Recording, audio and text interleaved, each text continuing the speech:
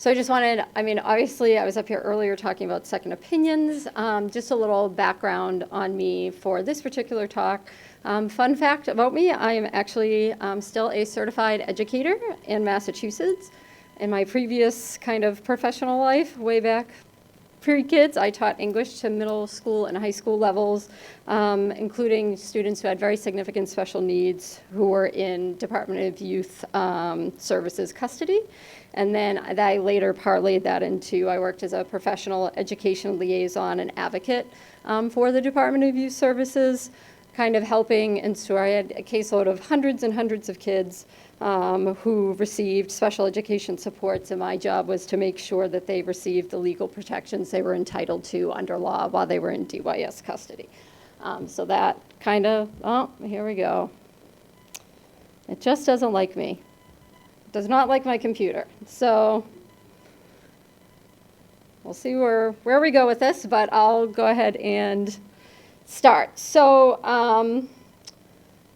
the two main protections that really apply to our heterotaxy kids when we're talking about special education law really come down to two main. 504, so we call this the tale of two laws. There's the 504 Act, which is under the Rehabilitation Act of 1973.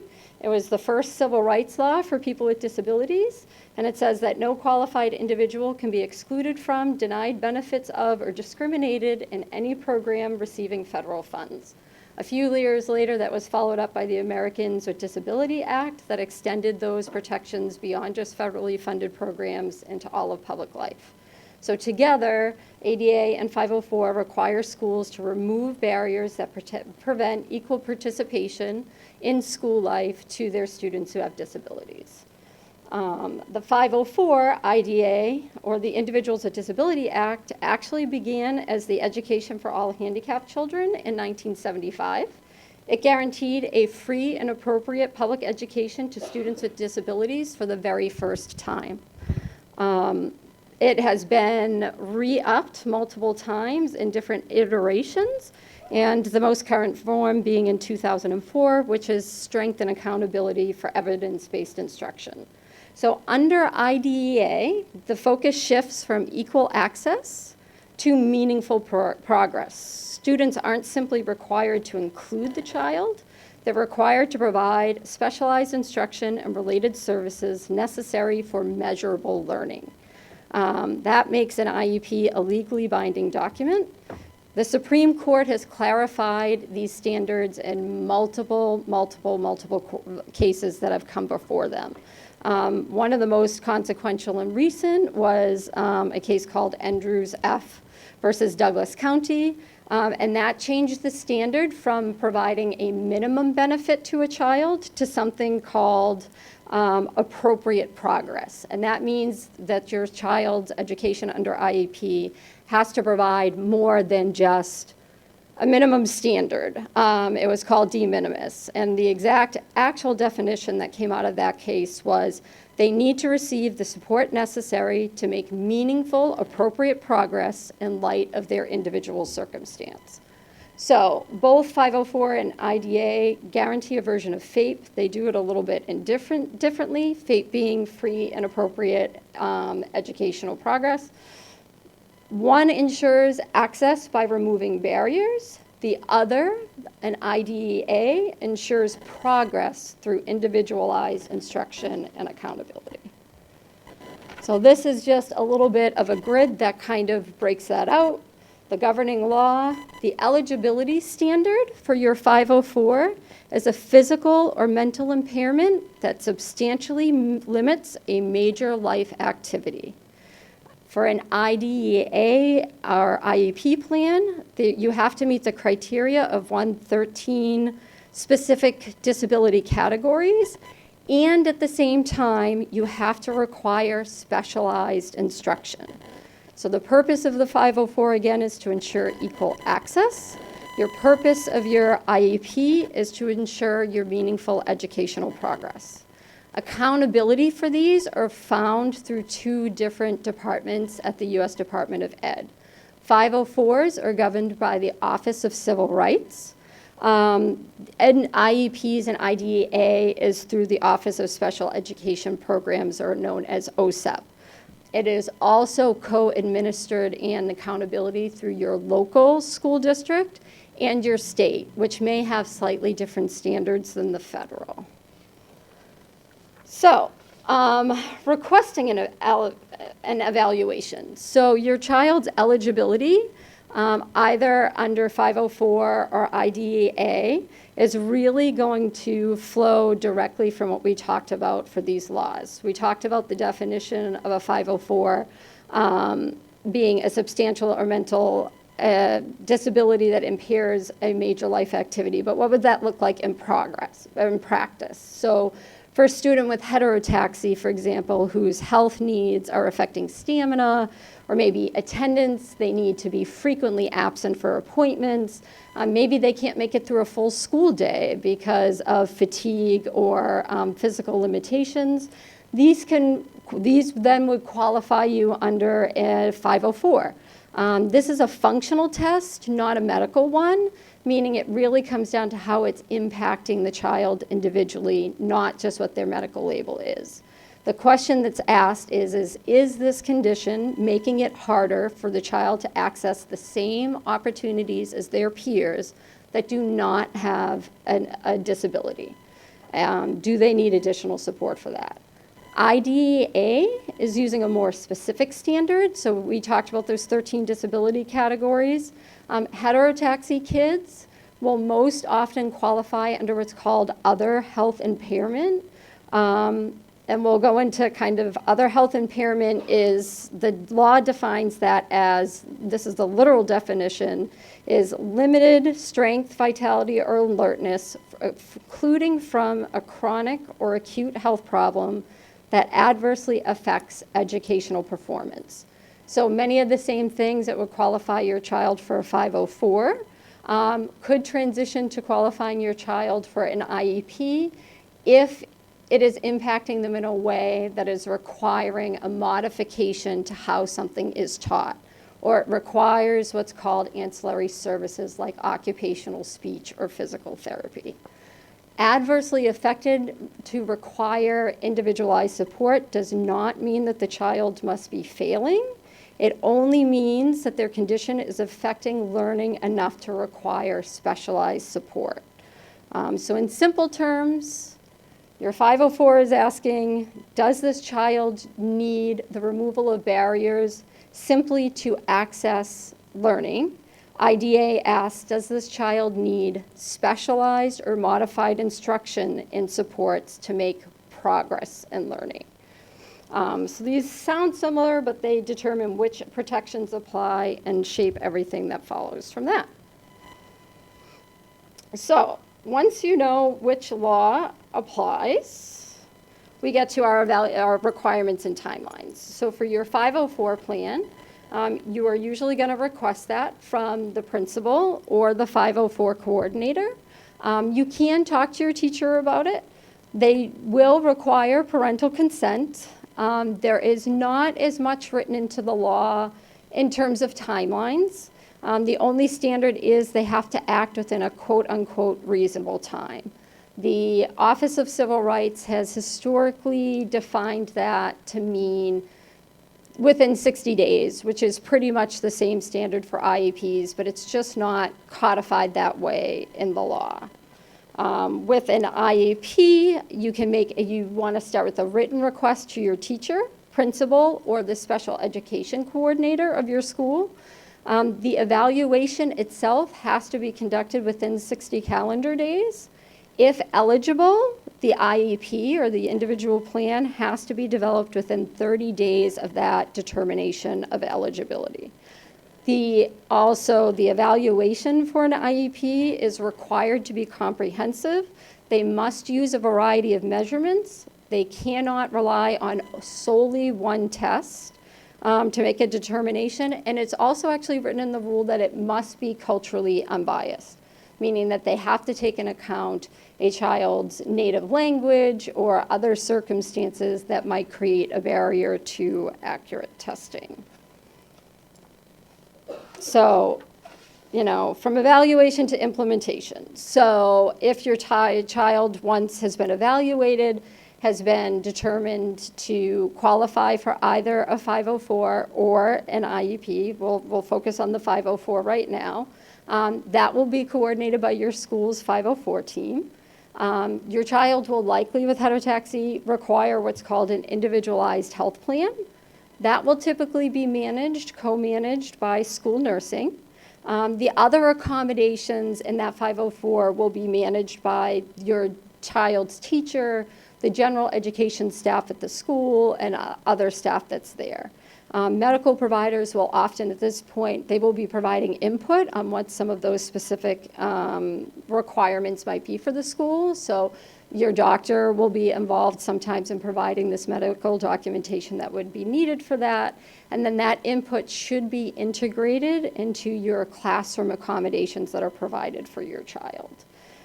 The plan should be distributed to all relevant staff. And again, unlike IEPs, there isn't actually a strict definition of when your 504s should be reviewed.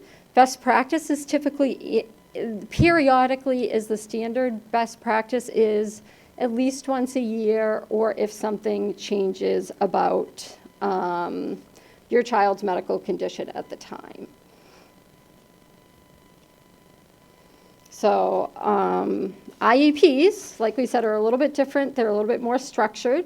And again, if just accommodations under a 504 is not enough, if your child's medical condition is impacting their ability to access their curriculum, that's when, this next level of support is an IEP.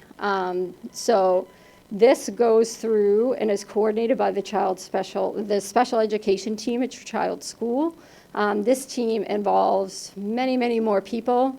There, at minimum, you're going to have a special education instructor, the director of ed for that school, all the ancillary support people, your child's general education, the school nurse.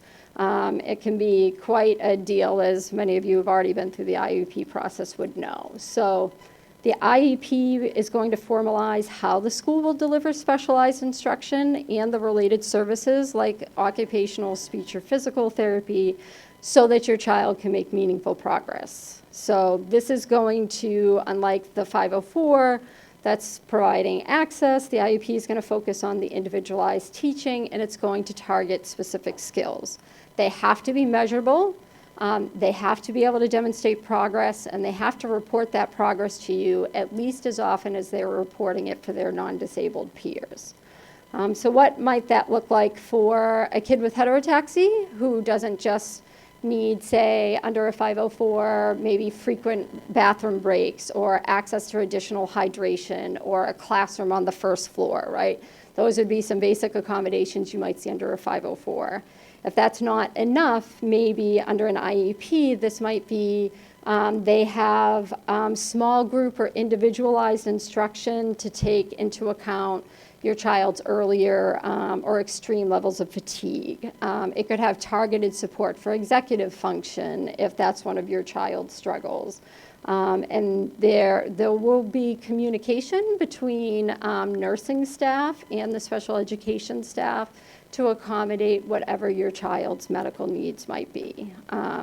These are adjustments in how instruction is delivered so that their learning can stay consistent despite medical variability. So every IEP must present the level of performance, annual goals, related services. When they turn 14 to 16, there will be some transition plans for preparing for life after high school. And so IEPs must be done. Goals are determined annually. Progress is documented on the same schedule frequency. And for IEPs, reevaluation must be done every 3 years.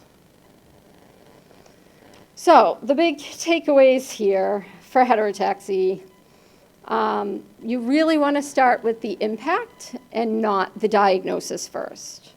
The eligibility is depending upon how your child's condition is affecting their learning and participation. And from there flows where you are going to do with that.